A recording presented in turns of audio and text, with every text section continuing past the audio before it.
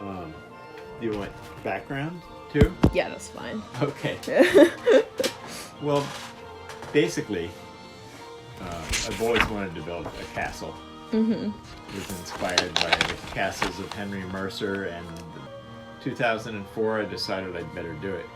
Mm-hmm. So I designed it, and then in the winter and that following spring, I cleared the land for it. Mm-hmm. Then I started on the foundation. Mm-hmm. So I did the foundation mostly by myself, but Aaron, who was in a family I've known since I was 16,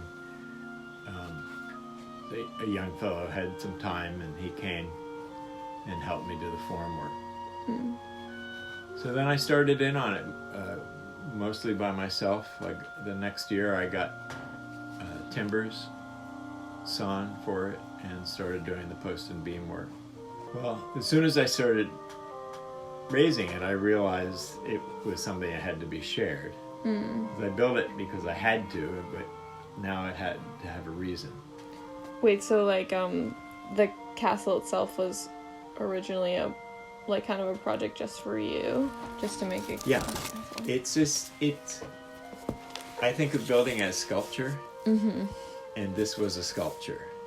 Mm-hmm. To justify it to myself and to the town, I called it a house. Mm-hmm. But, and in fact, initially I called it a tower, not a castle, because it seemed pretentious. Mm-hmm.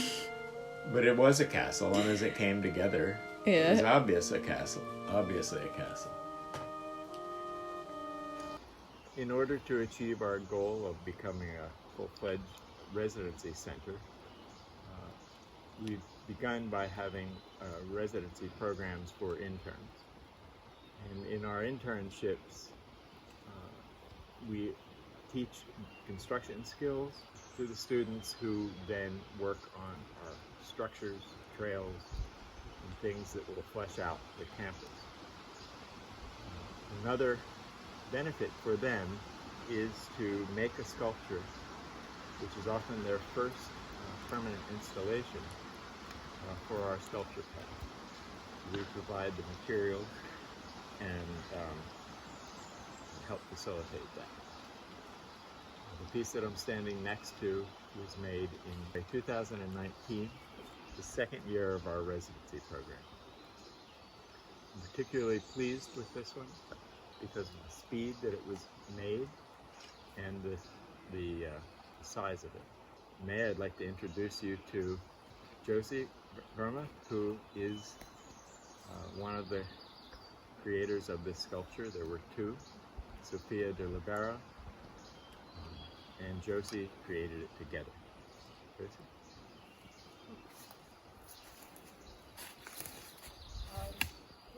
So when Tim said that we could make a permanent sculpture, Sophia and I, who have very different styles, were kind of scratching our heads about like what can we possibly do. Like the possibilities were endless. And I remembered as a little kid, I used to go on ogre hunts, and I would walk through the forest and look for massive piles of rocks and try to find the ogre in them, the sleeping ogre. And we would carry like pepper spray in case the ogre woke up. But I felt like this place would have an ogre that would be sleeping here.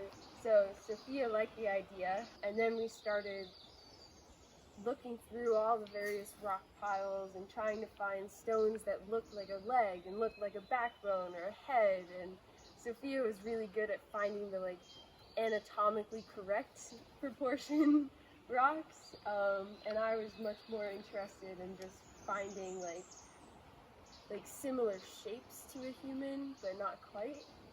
And then we pushed Tim's limits of rock building and mortar knowledge, and we created the sleeping ogre nestled in this little pocket of trees that creates almost a bed frame. So his head isn't quite finished yet. We have a nose that we can't decide if it's like just right. And then he has these two arms, and the curve of his back creates a little pool in the middle that like we figured some small animal would nestle into. And then his feet, we added a bunch of stones together, and the finished product is better than we could have ever imagined, and something we wouldn't be able to do without Tim's knowledge and without being here, because we don't get to do stonework in Boston.